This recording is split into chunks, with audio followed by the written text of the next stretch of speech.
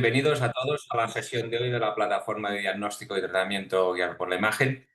Hoy tenemos una ponencia muy interesante, es cómo comunicar bien. Estamos ahora en el diálogo, en el coloquio previo, a- hablando sobre los retos y las dificultades que hay a veces, como decía John, en comunicar un pensamiento y traducirlo en una comunicación oral o en un escrito.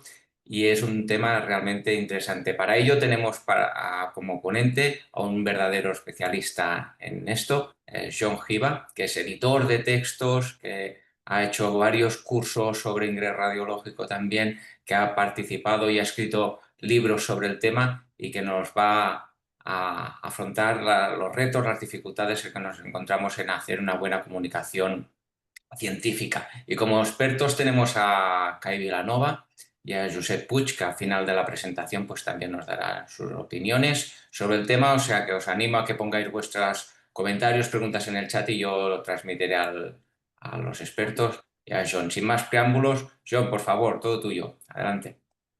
Muchas gracias, Víctor. Y muchas gracias a todos por esta oportunidad de hablar en la plataforma. Soy consciente que esta charla es bastante diferente que la mayoría de las que se dan aquí. No trata de técnicas de imagen, ni enfermedades, ni otras cosas de la práctica de la radiología clínica. Hablaré de participar en la comunidad internacional de radiología a través de presentaciones en congresos y artículos en revistas. Espero que os puedo motivar a participar. Esta definición expresa una idea profunda sobre la esencia de la comunicación. Comunicar es incluir al otro, lograr que entienda lo que estamos transmitiendo. Desde esta perspectiva, comunicar es un acto generoso.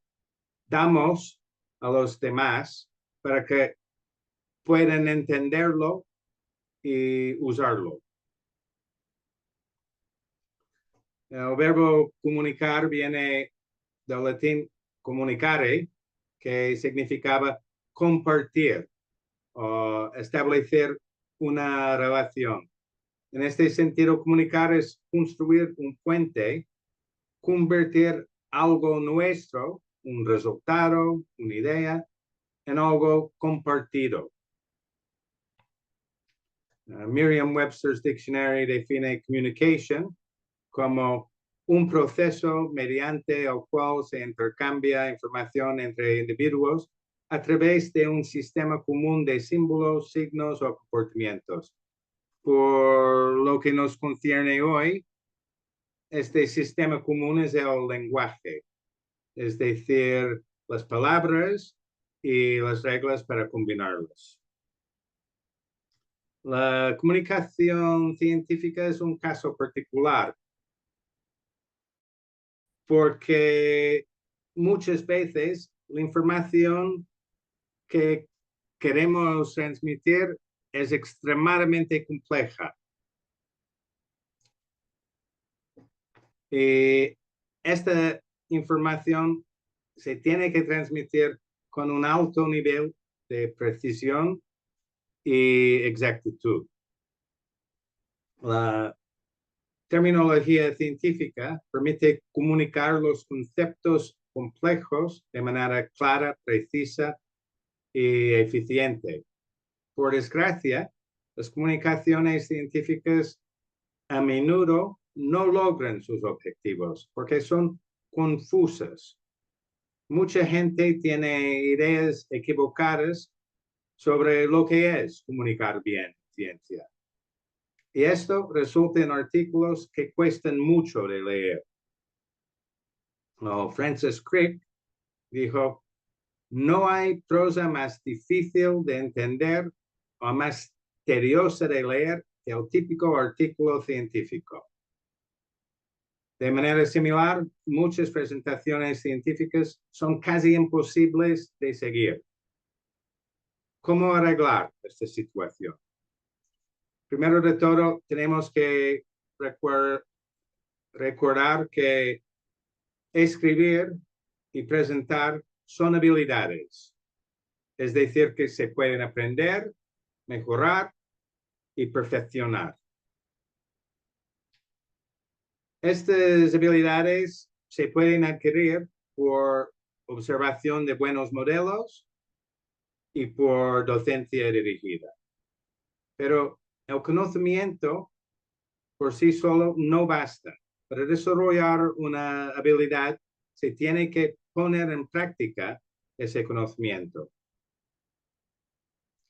En muchos países, España incluida, la formación científica es tan densa, tan exigente, tan técnica, que no deja tiempo para enseñar a comunicarse con claridad. Se da por hecho que uno se espabilará a adquirir estas habilidades cuando le hagan falta. Pero esto es como tirar a alguien al mar para enseñarle a nadar. Muchos sobrevivirán, otros se ahogarán, pero muy pocos se aficionarán a la natación. Por otro lado, escuchar la teoría de la natación no te hará nadador. Nadie aprende a nadar sin meterse al agua. Tener a alguien que te guía te ayuda a adquirir una habilidad de manera más segura, más rápida y más divertida. Hay unos principios que gobiernan la buena comunicación científica. La buena noticia es que estos se pueden aplicar en todas las disciplinas, aunque cada una tendrá su particular terminología, estilo, convenciones y, por supuesto, en todas las especialidades médicas. Además, son igualmente aplicables en español como en inglés. En los veranos de 2021 y 2022 participé en un curso en Santander para enseñar estos principios universales a un grupo, dos grupos de científicos de varias disciplinas. Una muy buena experiencia, me ayudó mucho con mi castellano, que no lo hablo habitualmente. Una de mis colegas lidera una cruzada contra la intrusión del inglés en los escritos médicos en español. Y tiene razón, ¿eh? Cada idioma tiene sus particularidades y hay que respetarlas. Pero nos guste o no, la lengua franca de la ciencia hoy en día es el inglés. A lo largo de los años, los científicos en diferentes países con grandes tradiciones en ciencia han ido dejando de publicar en sus idiomas nacionales. En esta línea, un estudio reciente halló que de todos los trabajos publicados en revistas científicas, solo el 1% eran en español o portugués. Más del 95% fueron en inglés. El nivel de inglés en España ha mejorado mucho, pero sigue estando por debajo del nivel en los países del norte de Europa. Es curioso que cuando charlábamos antes, alguien mencionó Francia. Francia y Italia son los dos países de nuestro entorno que son por debajo de España, pero la verdad es que España ha mejorado mucho el nivel de inglés, pero ha bajado en el ranking porque otros países en el este de Europa han mejorado más que los españoles. La competencia lingüística puede variar según la situación, puesto que todos sabéis leer artículos en vuestras áreas de interés, en vuestras subespecialidades y probablemente artículos de medicina general también. Me imagino que bastante sois capaces de seguir una conferencia, claro que depende de quién habla, de qué hablan y muchas otras cosas. Escribir un manuscrito implica mucho más que saber el idioma. Las nuevas herramientas facilitan escribir en inglés, pero probablemente no tanto como muchos piensan. Finalmente, pienso que dar una conferencia en inglés sigue siendo un gran reto para la mayoría. Me acuerdo de que hace muchos años, en el segundo curso de inglés radiológico en Girona, el doctor Kai Villanova presentó unas estadísticas sobre la participación de radiólogos españoles en el Congreso Europeo. En aquel entonces, los españoles eran los reyes del póster. Se presentaron muchos más pósteres que cualquier otro país.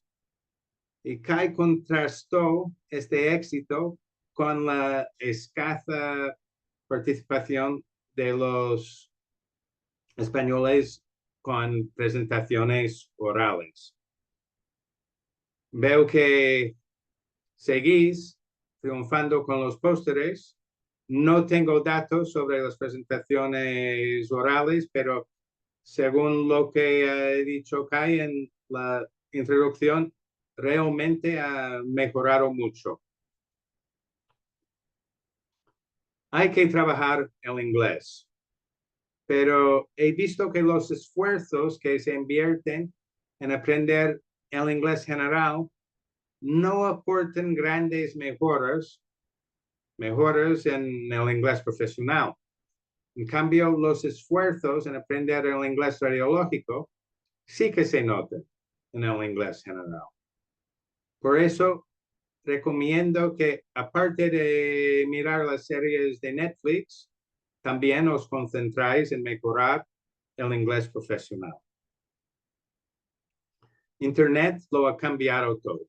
Tenemos acceso a un sinfín de herramientas. Se puede escuchar un podcast radiológico de camino al trabajo, mirar cómo un equipo de cirujanos operan un paciente, asistir a conferencias sin salir de casa.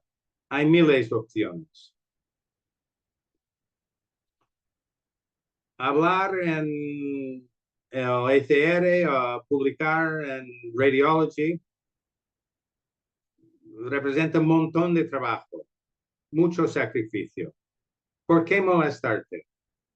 La respuesta, desde mi punto de vista, tiene que ser porque tenemos algo que decir, porque queremos compartir nuestros hallazgos y conocimiento. Esa es la idea de la generosidad de la comunicación en la definición que hemos visto en la RAE.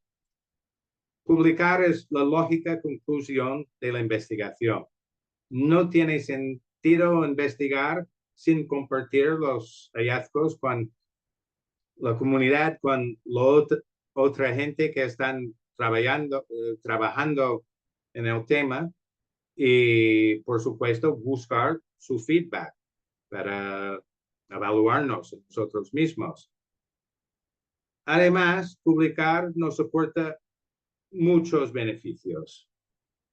Ganar un premio, dar una charla brillante en un congreso importante, publicar en revistas de alto impacto, puede dar alas a tu carrera profesional. Además, preparar una comunicación mejorará tus habilidades de gestión del tiempo y tu inglés. Más importante aún, te ayudará a consolidar tus conocimientos y a crecer dentro de la especialidad. Es que Para poder explicar algo bien, hay que tener las ideas claras. Por más que sabemos, preparar una comunicación nos permite ver las cosas desde nuevas perspectivas y profundizar en nuestros conocimientos. Muchas veces empezamos con una idea, pero con borradores sucesivos, esta idea va madurándose y siempre aprendemos cuando escribimos o preparamos una charla. Es que para hacernos entender, tendremos que decidir qué ideas incluir, cómo ordenarlas y cómo comunicarlas. ¿Cómo decidimos qué incluir en una comunicación? En preparar cualquier comunicación, todas nuestras decisiones se tienen que guiar por dos preguntas. Primero, ¿qué necesita saber nuestra audiencia? Y segundo, ¿cómo podemos transmitírselo de la forma más eficaz posible? Por lo tanto, dentro de lo posible, hay que conocer a quién nos dirigimos. Esto también va relacionado con seleccionar la revista donde enviamos nuestro manuscrito, porque los lectores son diferentes. Know your audience or you will have no audience. Si no conoces a tu audiencia, te quedarás sin audiencia. Pues, ¿qué tenemos que saber sobre nuestro público? Tanto como posible, claro. Sobre todo, sus necesidades. ¿Qué quieren saber? ¿Qué saben de nuestro tema? Tenemos que ajustar el enfoque de nuestro mensaje según el público.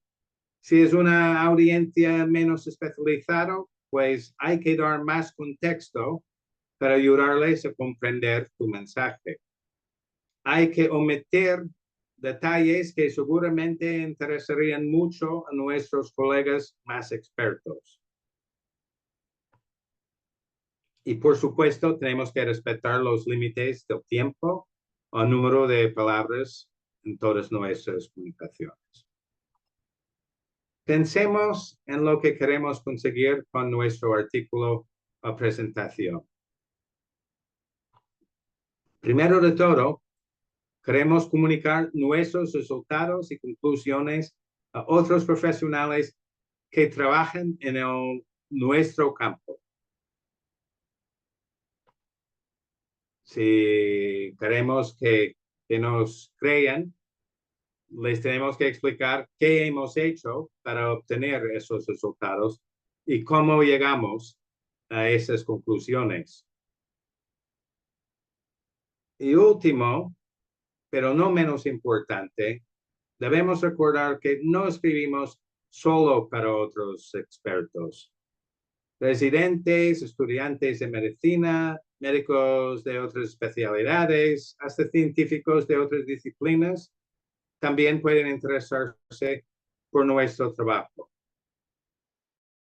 Una de las funciones que hago yo en mi trabajo como editor de autores es que soy un filtro. Si lo puedo entender yo, pues puedes asegurar que alguien con más conocimientos poder coger tu mensaje. Lo más importante en cualquier comunicación son las ideas.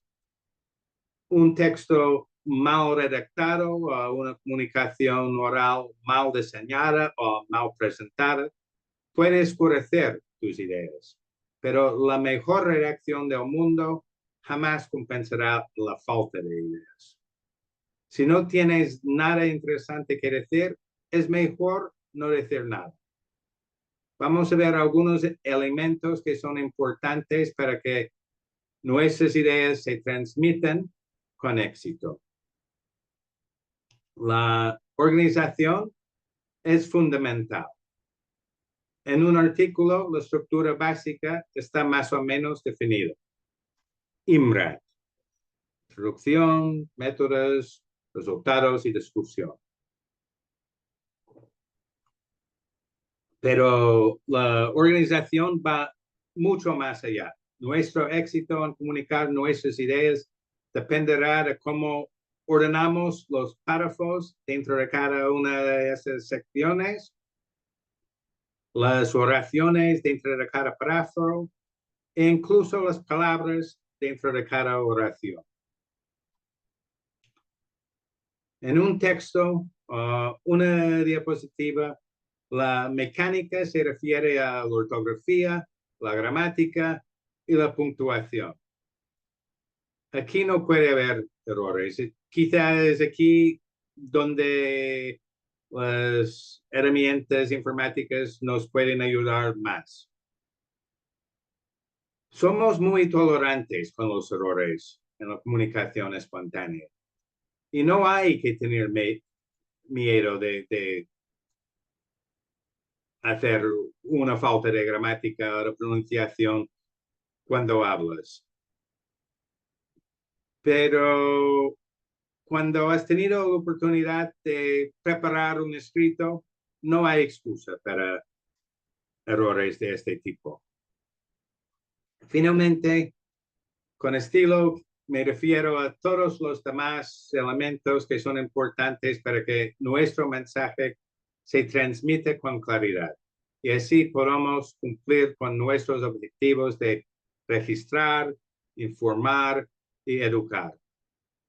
Para lograr estos objetivos, tenemos que buscar la claridad. Todos los sabios a lo largo de la historia nos han orientado a buscar la luz. La claridad ha de ser la característica central de la comunicación científica. A su vez, la claridad viene determinada por la precisión lingüística, la simplicidad de la expresión, la concisión de la redacción y la forma en que las ideas fluyen a lo largo del texto. Y estos aspectos también están interrelacionados. Una expresión simple suele ser más concisa y trabajar para que un texto sea más conciso normalmente ayuda a mantenerlo simple. Eliminar ambigüedades nos ayudará a mejorar el flujo de las ideas y viceversa. Miremos estos aspectos muy por encima, por separado. La imaginación es muy importante en la ciencia. La precisión también lo es. Cualquier imprecisión en las mediciones y los cálculos puede llevar a resultados equívocos y a conclusiones erróneas. La precisión es igual de importante en la escritura científica. En la ficción, a veces es mejor omitir detalles de la narrativa. Si pintamos un personaje con grandes rasgos, los lectores usarán su imaginación para rellenar lo que falta, haciéndolo más real. Es por eso que siempre es mejor leer el libro antes de mirar la película. En contraste, en la escritura científica hay que trabajar para eliminar todo rastro de ambigüedad. El lenguaje impreciso se puede malinterpretar. El mensaje lo decide no quien lo escribe, sino quien lo recibe. If you understand it, you can make it flow. Richard Feynman era físico y excelente comunicador. Esta cita pone énfasis en la importancia de comprender lo que queremos explicar. Esta idea que tienes que tener las ideas claras si quieres enseñar a alguien. Y también subraya que debemos trabajar para que las ideas fluyan. Un buen artículo cuenta una historia. Los lectores deben seguir el hilo de esta historia sin perderse en ningún momento. Y esto es todavía más importante en las comunicaciones orales. Un buen manuscrito también debe ser conciso. No debe incluir párrafos innecesarios. Los párrafos no deben contener oraciones innecesarias y las oraciones no deben tener palabras innecesarias. Esto no quiere decir que no puedes entrar en detalles. Lo importante es que cada palabra cuente. Casi siempre tenemos un límite de palabras. Si eliminamos una palabra innecesaria aquí y otra allá, puede llegar a añadir una oración o hasta un párrafo que diga algo realmente importante. La última y quizá la más importante de las características de la buena comunicación es la simplicidad. A veces tenemos miedo a parecer simples. Todos queremos que la gente nos considere sofisticados. Una tontería, porque el material con el que trabajáis es muy complejo. No podemos ni queremos eliminar esa complejidad inherente, pero hay que tener mucho cuidado de no añadir la complejidad innecesaria. Se trata de eliminar el ruido para que nuestra audiencia pueda escuchar nuestro mensaje alto y claro. Todo se puede resumir en 3 simples imperativos. Empatiza con tu audiencia. Asume la responsabilidad de la comunicación y trabaja para que le sea fácil entender tu mensaje. Aunque hay diferencias importantes entre las comunicaciones orales y escritas, acabo con 4 recomendaciones muy generales. Aprende a comunicar mejor. Busca buenos ejemplos que te sirven de modelos y busca formación. Desarrolla tu mensaje. Decide qué quieres comunicar y concéntrate en lo que es importante para tu audiencia. Revisa sin piedad, siempre pensando en cómo facilitar la comprensión de tus mensajes. Y pide ayuda. Un colega experimentado, un mentor o un profesional. Si tienes una presentación, me dicen que este libro es útil. Creo que profesionales de muchas instituciones pueden leerlo gratis en la web de Springer Nature.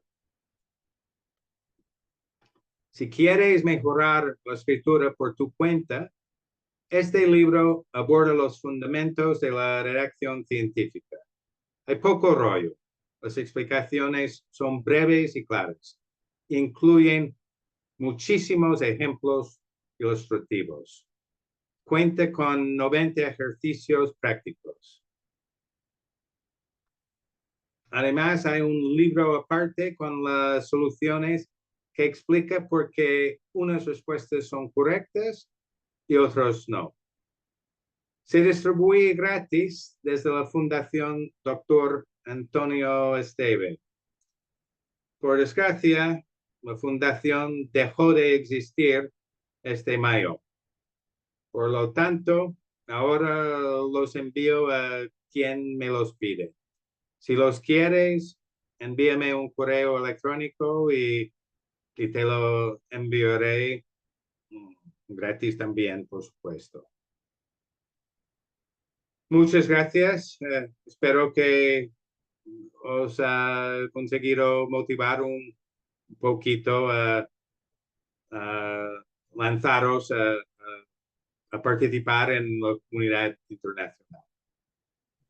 Muchas gracias a ti, John, por esta interesante presentación, con muchos consejos para mejorar la comunicación, tanto oral como escrita, y que anima a todo el mundo, bueno, a ponerlos en práctica, porque como has comentado, es imposible aprender a nadar sin meterse en el agua, ¿no? Pues esto es exactamente igual. Hay muchas preguntas en el chat, pero primero quisiera dar el turno de palabra a los expertos para que nos den también su opinión y si quieren hacer alguna pregunta a John, a Kai. Adelante, tú primero.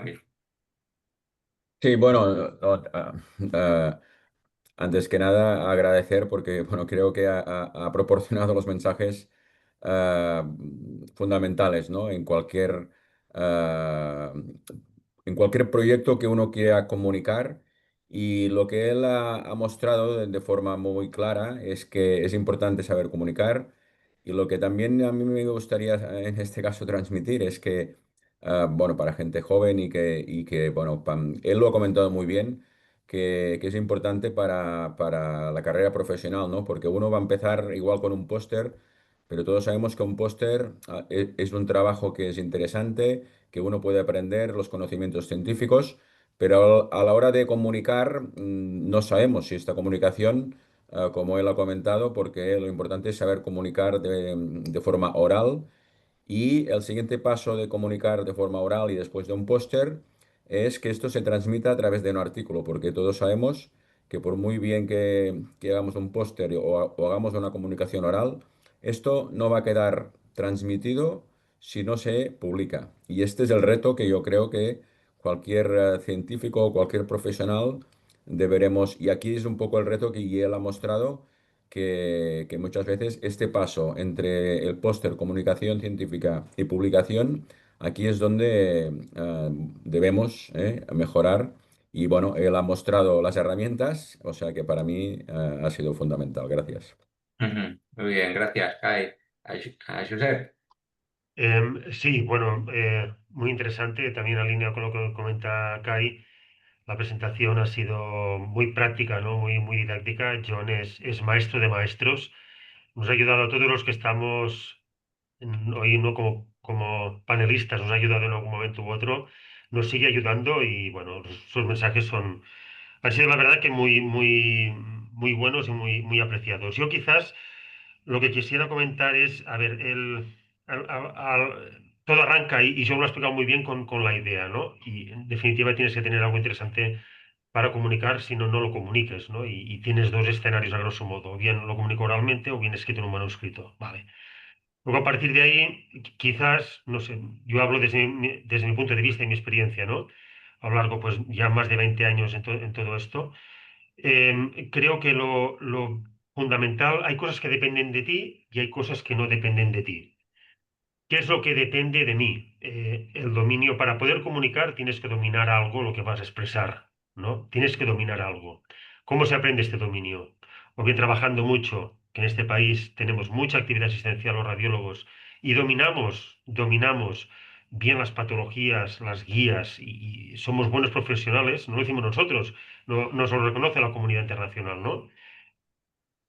O bien lo aprendes a través de años trabajando, o bien dominas trabajando y estudiando. Yo puedo rescatar literatura, puedo ir formándome en una línea, ir viendo casos, me voy formando, voy arrancando y voy conociendo este dominio y a partir de ahí se generan ideas. La idea no es una inspiración divina, no es una vocación. Un día me levanto y veo la luz. No, la idea se va trabajando y yo creo que pueden existir estos dos caminos. Por lo tanto, hay una parte que depende de ti, que también depende de ti, pero depende también de la institución donde estás, de los datos que puedas tener. Si no hay datos interesantes, no se puede comunicar nada. Difícil, más un mundo tan competitivo como que tenemos. Por suerte, en los últimos 10 años en nuestro país también ha cambiado mucho todo esto. Todo el mundo tiene casuística, todo el mundo tiene PACS y hay miles de casos interesantes en la mayoría de servicios. Por lo tanto, el dato está ahí. Y otro punto que es muy esencial es el tema de la mentoría. O sea, usted tiene que tener a alguien con quien reflejarse. Andar solo este desierto solo está hecho para héroes y héroes hay pocos. Luego, si tienes un mentor, ¿no? Pues bueno, en Girona concretamente, pues hemos tenido dos grandes mentores que nos han influenciado pues a los jóvenes, ¿no? Y a los que en algún momento también fuimos más jóvenes. Cay Vilanova, Salvador Pedraza, creo que fueron dos referentes en todo esto. Por lo tanto, tener mentores en tu entorno también es importante. Este era un aspecto, y para acabar un minuto más, quizás lo que yo recomendaría a la audiencia joven es que te tienes que atrever, o sea, tienes que atreverte. Subir a una tril y hablar, aunque sea en tu idioma, cuesta. La primera vez cuesta mucho. Subir en una tril internacional, ni te digo, subir en una FR o RSNA, todos los que hemos tenido la suerte de poder subir, aquel día te lo pasas fatal. Pero siempre sucede una cosa.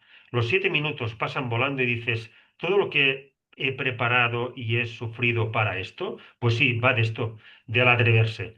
Cuando tú ya has dado 3, 4, 5 vueltas, la sexta o la séptima es mucho más fácil, pero tienes que empezar. Y también saber que lo importante es tener un manuscrito escrito. Todo manuscrito, y esto yo no os lo podría decir, todo manuscrito, todo acaba encontrando su emplazamiento en revista, de más valor o de menos valor. Raramente, si persistes, pero persistir, ¿qué quiere decir? Que tendrás que pasar 3 o 4 revistas seguramente, pero tú tendrás que persistir. A lo mejor al cabo de un año o 2 años de haber redactado aquello, todavía estás dando vueltas, pero al final acabará entrando en editorial. Y esto es importante, no rendirse. Y para finalizar, el gran reto, ¿inteligencia artificial sí o no? Yo desde mi experiencia lo que puedo decir es, efectivamente, alineado con lo que comenta John, tú tienes que tener un buen documento escrito, aunque sea en tu lengua, para que Google Traductor, ya sé que esto a John no le gusta, porque obviamente la experiencia que él puede tener en relación con todo esto, nada que ver. Pero bueno, si no tienes acceso a poder disponer de un profesional como es John, de altísimo nivel, y te atreves pues a lo que te da la IA. Si tú tienes bien escrito tu documento, te lo podrá traducir bien. Si no escribes bien, no te lo va a traducir bien. Pero te vas a quedar solamente con la IA, déjate de chat GPTs, déjate de historias, cuando estamos hablando de entrar en revistas de primer, segundo hasta tercer cuartil, te diría, ¿eh? Déjate de que te va a mejorar, a que le vas a decir, búscame todos los PDFs y genérame un artículo. Te lanzo los datos y me lo generas. Todo esto estamos todavía, yo no diría años luz, porque la tecnología avanza muy rápido y el deep learning es tremendo, pero a día de hoy esto todavía no existe. Te dará un soporte en perfeccionar algunos aspectos de tu gramática, de tu estilo, algo, pero más allá no le pidas más a la inteligencia artificial para llegar al nivel que estamos hablando hoy.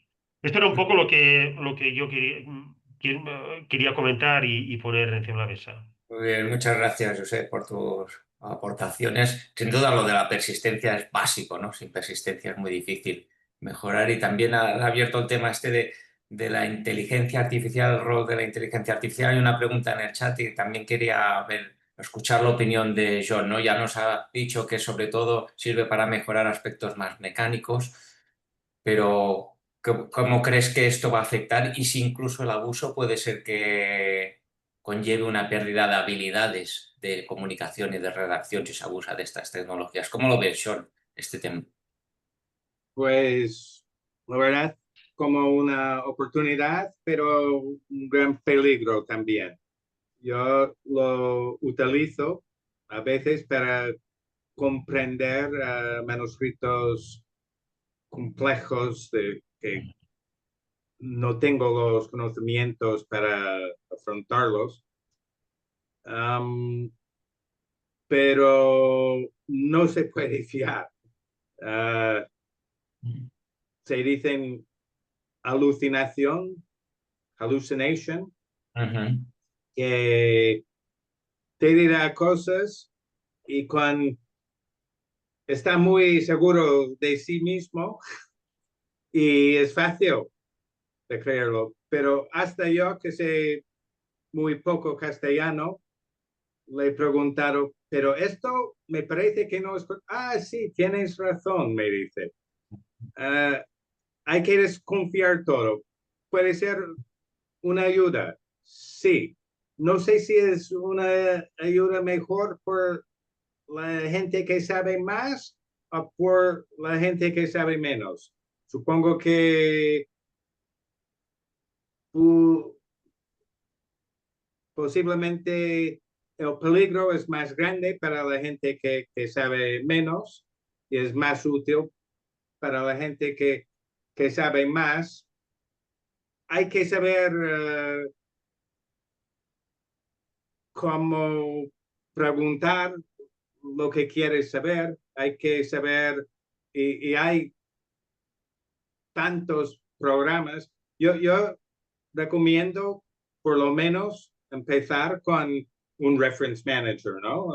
Mendeley, Zotero, una cosa así, para mantener la literatura. Luego hay herramientas que pueden leer un artículo de 30 páginas y si le dices, dime las 3 cosas más importantes, mira estos 10 artículos y cuántos sujetos hay en total, o cosas así. Yo no trabajo en este lado de la investigación y la verdad es que me interesa mucho. He mirado muchos vídeos por YouTube, he leído mucho, pero como escribir o otras habilidades, pongo que las hasta aprender usándolos, ¿no? Perfecto. Muy bien, hay una pregunta de Salva también en el chat sobre el hecho de si hay que ser mucho o poco estricto a la hora de redactar en inglés con estilo británico o americano. ¿Es esto importante? Hay que ser muy estricto en no mezclar las dos variedades de inglés. Pero la gran mayoría de las revistas te dicen en las instrucciones, puedes escribir en inglés británico o americano, pero sin mezclarlos. Ahora, si hay una revista que dice do not write in American English, pues hay No que tienes escribir opción. en el inglés del Reino Unido, si no, un pobre viejo en Cambridge tendrá un embolio mientras destroza tu manuscrito, ¿no? Es como enviar un case report, una revista que no publica case reports. Hay que conocer las revistas porque sí, hay mucha información en las instrucciones, siempre es lo más importante, pero para conocer una revista la tienes que leer habitualmente, porque hay cosas que no dicen, ¿no? Esta publica muchos metaanálisis, esto muy pocos. Pues es cuestión de práctica y quizá la mentoría, como ha dicho Josep, ¿no? Muchas veces en cursos pregunto a los jóvenes, ¿cómo decides? Pues lo envío a la revista que me dice mi jefe. Muy bien, hay otra pregunta que seguramente parte de la audiencia también se ha encontrado en esta situación, que el contexto que comenta Salva, de que a veces en los congresos es frecuente que nos cuesta hacer preguntas en inglés. ¿Cuáles son tus consejos para atreverse a formular estas preguntas? Hacer preguntas, porque normalmente la gente tiene miedo a contestar las preguntas. Hacer una pregunta, Ramón Rives siempre decía que era hacer una mini presentación, que era la mejor manera de introducirte en el mundo de los congresos. Aquí, con el micro, habiendo ensayado la pregunta y sí, es cierto. Contestar las preguntas es más difícil, pero se tiene que ensayar antes de hacer la presentación también. Se puede adivinar con cierto éxito las preguntas que te harán. Hay muchas otras técnicas también. Puedes tener un amigo de otro servicio que te haga una pregunta que te deja explicar algo que no has podido explicar porque no tenías tiempo. Es importante. Es complicado, pero perfectamente asequible, ¿no? Muy bien, yo seguro que Josep, Kai, estáis de acuerdo, ¿no? Con el hecho de la importancia de participar cuando uno asiste Ujú. a los congresos y lanzarse a hacer estas Yo, preguntas, ¿no? yo aquí, Víctor, lo que quisiera decir en lo que comenta John, ¿no? Al atreverse a preguntar, y sobre todo cuando tú recibes una pregunta, ¿no? En lengua inglesa, nunca tener miedo de, si no lo has entendido, que la mayoría de las veces nos sucede, pedir ayuda a los moderadores, ¿no? Nunca te encuentras un moderador que no te ayuda a decir al final los keywords, ¿no? Las palabras claves que te conectan con tu tema, porque probablemente también tienes que tener en cuenta que de lo que se está hablando, que tú lo has presentado, has revisado literatura, lo has trabajado, te gusta tal, probablemente haya poca gente que sepa más que tú de esto en concreto. Lo que sucede es que simplemente esta comunicación no te llega porque no tienes todo este abanico de recursos lingüísticos que te hacen comprender lo que te pregunta el camarada. Pero si tú te presentas antes a los moderadores antes de empezar la presentación, ¿no? Como joven tú te presentas, mire, soy tal, vengo de España, mi dominio del inglés, pues a lo mejor podrá ser limitado. Si usted me ayuda en las preguntas cuando sucedan, te lo voy a agradecer. Nunca te encuentras a nadie que no te ayuda. Y creo que esto es muy importante, más que quedarse o disparar hacia otro lado, que tampoco raramente te dice, no me has dado bien la respuesta, no te he preguntado esto. Esto raramente sucede, pero queda algo ridículo. Es mejor pedir ayuda que no disparar hacia otros lados, ¿no? Muy bien, Sí, sí, perfecto. bueno, en este aspecto, bueno, como ya ha comentado John, que muchas veces lo que nos limita, bueno, o cuando uno tiene dificultades o el hándicap de poder hacer una presentación en inglés, como ha comentado John, muchas veces lo que nos ha hecho no hacer o no presentar un abstract para hacer una comunicación oral más que el hacer preguntas, es como ha comentado John, y esto es un tema que Ramón Ribes incluso en más de unos libros muestra tácticas precisamente para no solo evitar las preguntas, sino cómo afrontar las preguntas que nos pueden hacer, porque muchas veces es la limitación que la gente pueda tener porque esto lo hemos visto. No, yo no quiero hacer una presentación oral porque tengo miedo a el tiempo de preguntas. Y este es un hecho que, bueno, está constatado, evidentemente, y que, bueno, que libros que han publicado con John, hay